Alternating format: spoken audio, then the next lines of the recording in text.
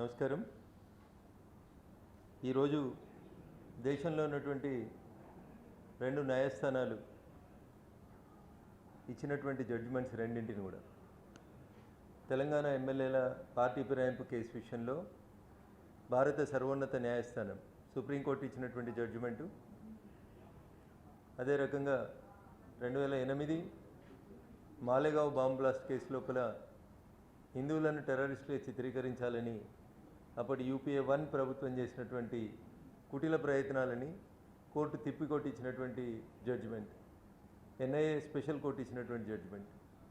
ఈ రెండు జడ్జిమెంట్లను కూడా భారతీయ జనతా పార్టీ పక్షాన స్వాగతిస్తూ ఉన్నాం. సుప్రీంకోర్టు తెలంగాణలోని 10 మంది ఎమ్మెల్యేలు పార్టీ ఫిరాయింపులకు సంబంధించినటువంటి ఇచ్చిన జడ్జిమెంట్లో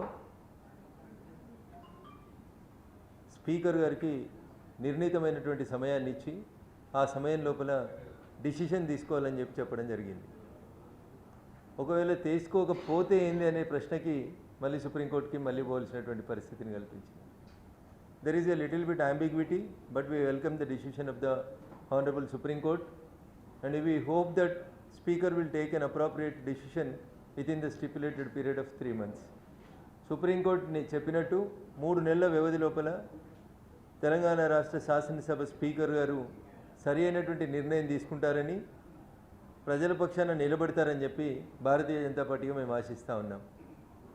సో నిర్ణయం తీసుకోక పరిస్థితి లోపల ఏం చేయాలనేటువంటి అంశానికి వచ్చినప్పుడు 4 విభిన్నమైనటువంటి పాత్రల్ని పోషిస్తున్నటువంటి 4 యూనిట్స్ మధ్యలో జరిగేటువంటి ఒక సంఘర్షణగా దీన్ని చూడాల్సి వస్తుందేమో అనేటువంటి విషయాన్ని కూడా ఒకసారి అటు స్పీకర్ గారు ఇటు కోర్టులు రెండు కూడా ఆలోచించాల్సినటువంటి అవసరం ఉంది.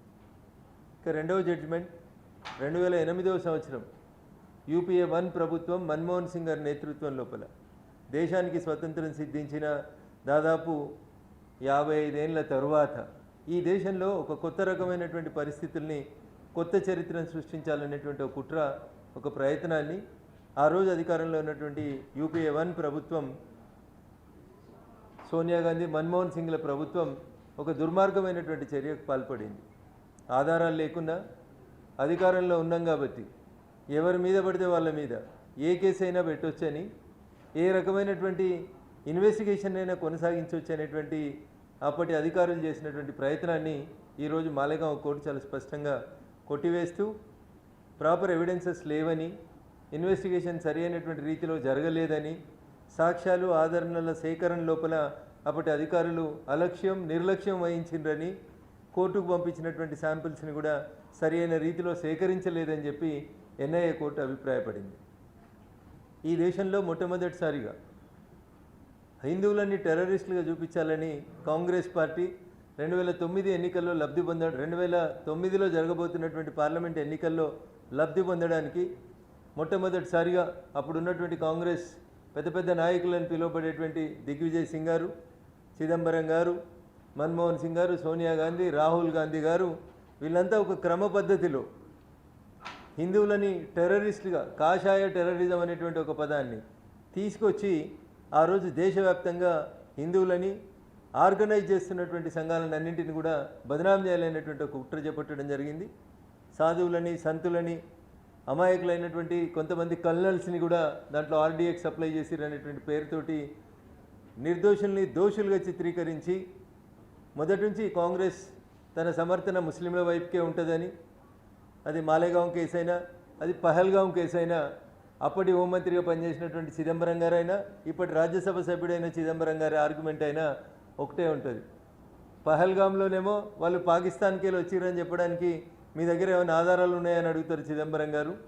మాలేగావ్లో మాత్రం సాధ్వీలు లేకున్నా, కల్నల్లు లేకున్నా తీసుకొచ్చి ఏదో ఒక రకంగా రిమాండ్ చేయమని చెప్పి ఆ రోజున్నటువంటి పరిస్థితులలో కాషాయీకరణ జరుగుతుంది, ఈ దేశంలో కాషాయీకరణ ఉండొద్దంటే కాషాయం వేసుకున్న వాళ్ళందరినీ టెర్రరిస్టులుగా చూపించాలనేటువంటి ఒక కుట్రని ఈరోజు మాలేగావ్ కోర్టు కొంత ఆలస్యమైనప్పటికీ 17 సంవత్సరాల తర్వాత జడ్జిమెంట్ వచ్చినప్పటికీ కూడా అందరినీ కూడా నిర్దోషులుగా ప్రకటించింది.